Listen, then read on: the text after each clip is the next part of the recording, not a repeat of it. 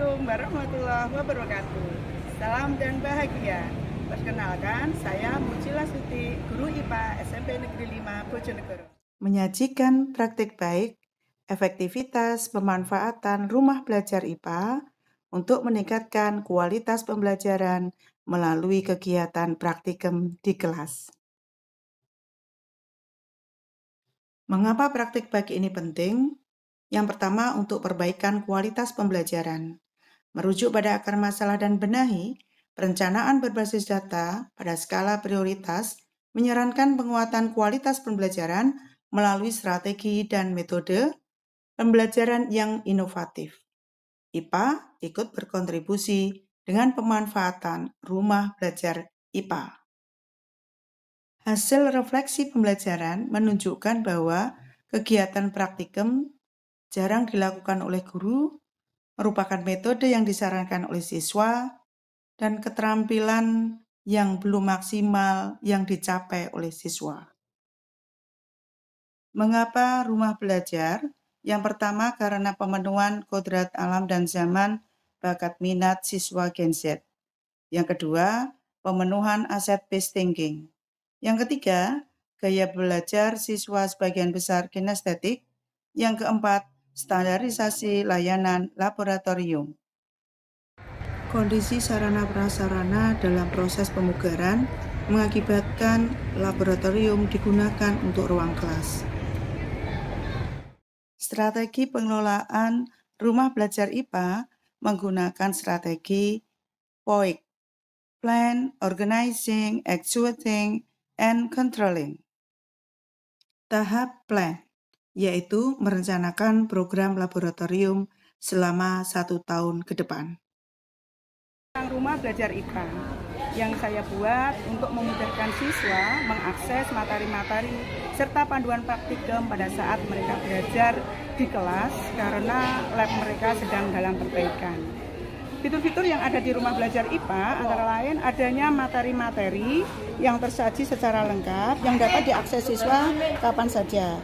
Kemudian adanya panduan praktikum, juga kumpulan-kumpulan video serta laporan kegiatan praktikum yang merupakan akses mereka untuk proses belajar selanjutnya.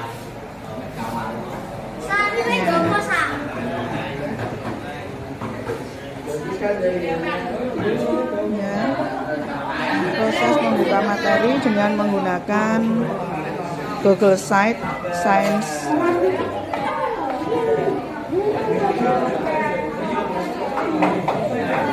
Materi dapat diakses langsung dari HP anak-anak.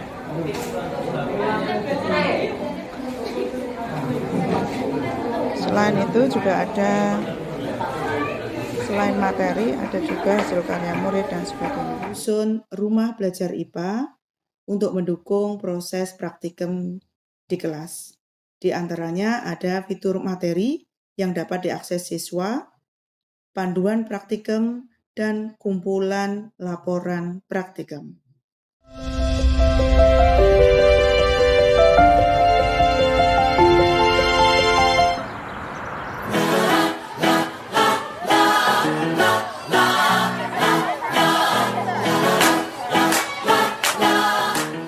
Langkah pertama, siapkan alat dan bahan. Ada magnet, paku rujak, baterai, gunting, busur derajat, potongan kuku, pin kertas, koin, photocard, ballpoint, dan jarum pentul. Cara kerja yang pertama, gantung benda yang akan diuji sifat kemagnetannya dengan menggunakan magnet. Kedua, dekatkan magnet pada benda yang telah digantung. Yang ketiga, amati apa yang terjadi pada benda saat didekati oleh magnet. Yang terakhir, jika benda sudah menempel pada magnet. Pada tahap aksi, murid-murid diajarkan menggunakan kelas untuk proses praktikum dengan memanfaatkan alat bahan yang ada di sekitarnya. Pada tahap aksi, murid-murid praktikum dapat juga dijalankan di rumah melalui pengawasan orang tua. Contohnya pada bab bioteknologi, siswa diajarkan untuk membuat produk bioteknologi dengan memanfaatkan alat dan bahan yang ada di rumahnya.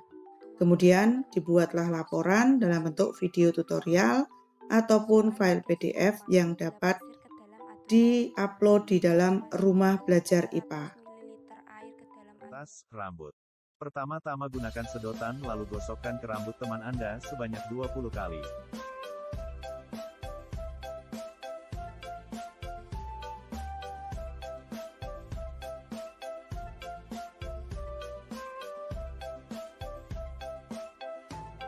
Jika sudah digosok, dekatkan sedotan ke sedotan yang ada di atas botol.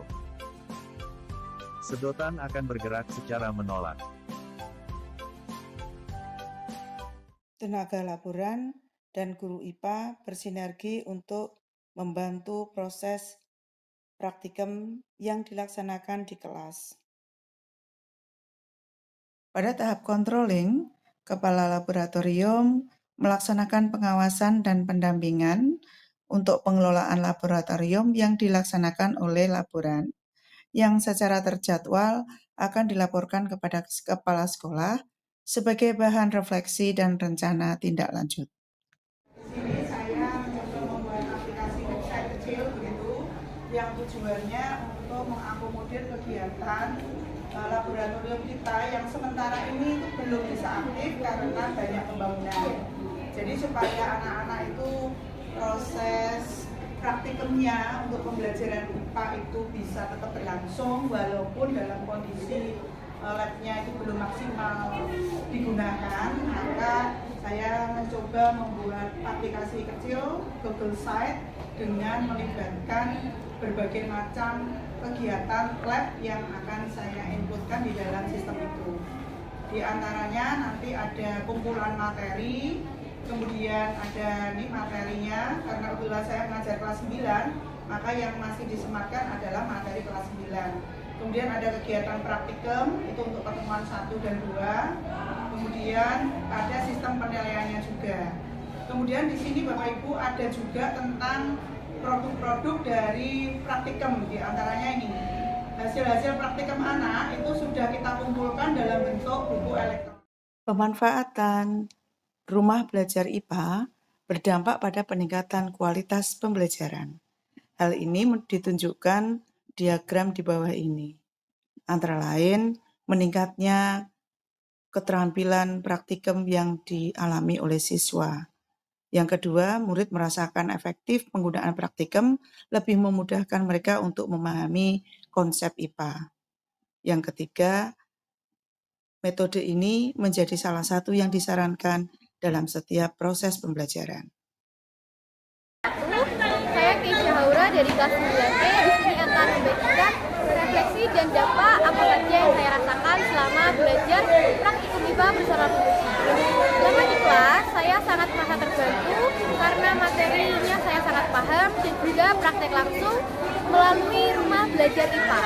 Melalui rumah belajar IPA, saya juga merasa terbantu dalam belajar karena kita bisa mengaksesnya di mana saja dan kapan saja.